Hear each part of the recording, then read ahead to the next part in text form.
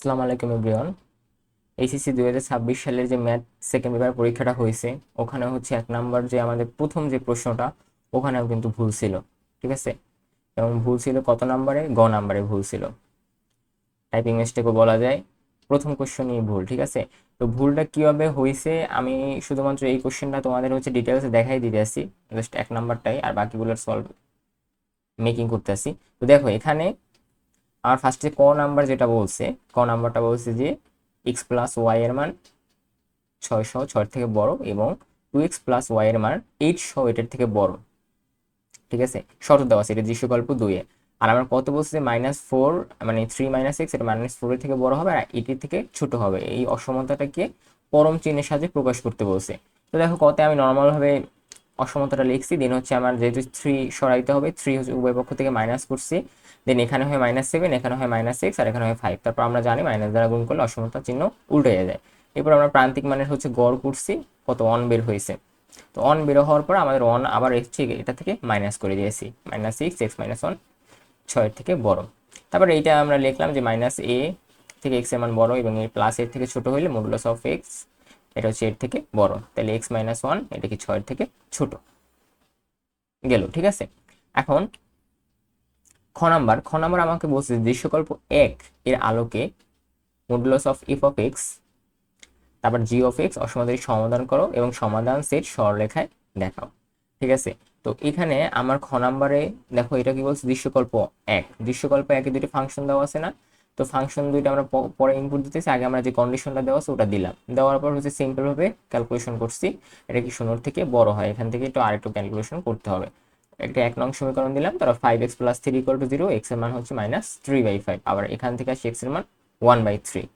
দুইটা বের হয়েছে, একটা হচ্ছে x এর মান -3/5 এর থেকে ছোট, আর একটা হচ্ছে 1/3 থেকে বড়। তারপরে এইভাবে আর কি ফাংশন আকারে হচ্ছে ব্র্যাকেট দিয়ে এভাবে দেখাই দিছে। আপনি এটা অল্টারনেট ওয়েতে অনেক করতে পারো, এটা কি a² - b² এর কনসেপ্ট। ঠিক আছে, অল্টারনেট ওয়েতে করলেও সমস্যা নাই, হবে। তারপর তুমি এখানে ডিরেক্ট লিখবা যে a² - b² এটা কি 0 থেকে ছোট, তারপর a+b * a-b, দেন এখান এরপর হচ্ছে এই লাইন থেকে এই লাইন, মানে ডিরেক্ট তোমার এখানে হচ্ছে মানগুলো ইনপুট দিতে হবে। ঠিক আছে, দেওয়ার পর মানে এ আর বি তুমি ধরে নিবা, তারপর এখানে সিম্পল ভাবে ক্যালকুলেশন করলে আমাদের কিন্তু ফাইনাল এটা চলে আসবে। তো এইভাবে যারা করছো তাদেরটাও হবে, সমস্যা নাই। দেখো এই লাইন মানে এইভাবে যে আমরা যেভাবে করলাম আর এই লাইন এটা কিন্তু সেমই আসছে।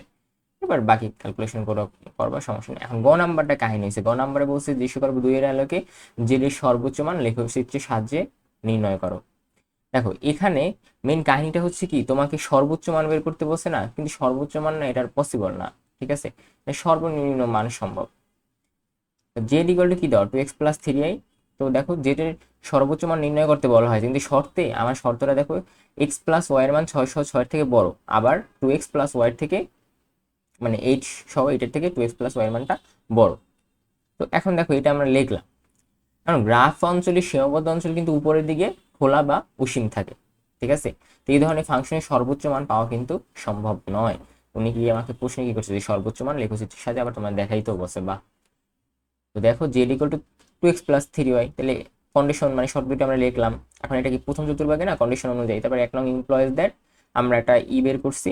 আবার যেহেতু রেখাটি x অক্ষকে 6, মানে x অক্ষ y এর মান কত 0, তাহলে কি হবে 6,0, আবার y অক্ষ কি 0,6 বিন্দুতে সেট করে। তারপর আমরা হচ্ছে ওই যে যে মানটা পেয়েছি ওইটা দ্বারা সলভ করছি, এখানে একটু ক্যালকুলেশন করতে হবে। এক্স এর মান আমরা 2 পাইছি এবং ওয়াই এর মান কত পাইছি? 4 পাইছি। তো ফাইনালি দেখো আমাদের বিন্দু বের হয়েছে তিনটা, 0,8, বি এর মান হচ্ছে 2,4, আটা কত 6,0। তো এবার আমরা হচ্ছে ওই যে 2x+3y ইকুয়েশন এই মানটা বসানো দেওয়ার পরে একটা 24 পাইছি, একটা 16 পাইছি, আর একটা কত পাইছি? 12 পাইছি। তো গ্রাফটা এখানে দিয়ে দিছি। তারপর আমি তোমাদের ভিজুয়ালাইজ করার জন্য, দেখো ভিজুয়ালাইজ করার জন্য আমি তোমাদের একটু দেখাই, অ্যানিমেশনটা দেখাই। আচ্ছা, হ্যাঁ, অ্যানিমেশনটা একটু দেখো। ফার্স্টে এখানে সর্বোচ্চ মান যে চাইছে, এটা আগে বলছে এটা মিস্টেক ছিল। ঠিক আছে, তো এখন আমরা কিন্তু সর্বনিম্ন মান বের করছি। তো এটা কেন বের হয়েছে এবং গ্রাফ কিভাবে হয় আমি তোমাকে একটু দেখাই দিতেছি। দেখো এখানে প্রথম শর্ত আমাদের কি ছিল? প্রথম শর্ত শর্ত ছিল কিন্তু তোমার x+y 606 থেকে বড়, এটা কিন্তু আমরা নীল রেখা বলছি। ঠিক আছে, আর দ্বিতীয় শর্ত হচ্ছে 2x+y 808-এর থেকে বড়, এটা কিন্তু আমরা লাল রেখা মিন করছি।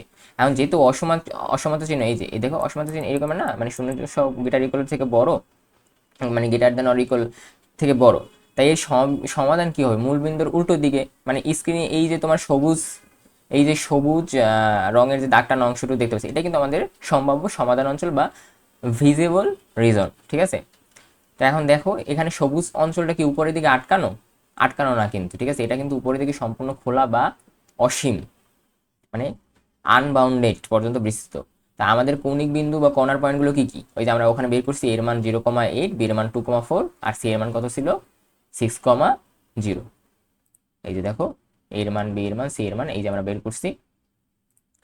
তো এখন তুমি এই যে 2x+3y, ঠিক আছে, যেটার মান কত 2x+3y, তো আমরা এই যে 2x+3y এর জন্য আমরা মানগুলো বের করছি না, যে এর মান 0,8 হইলে কত হয় 24, বি এর মান হলে 16, তারপর সি এর মান কত হয় 12 হয়। তো দেখো আমাদের এই যে স্লাইডারটা ধরে আমরা জেড এর মান কিন্তু পরিবর্তন করব।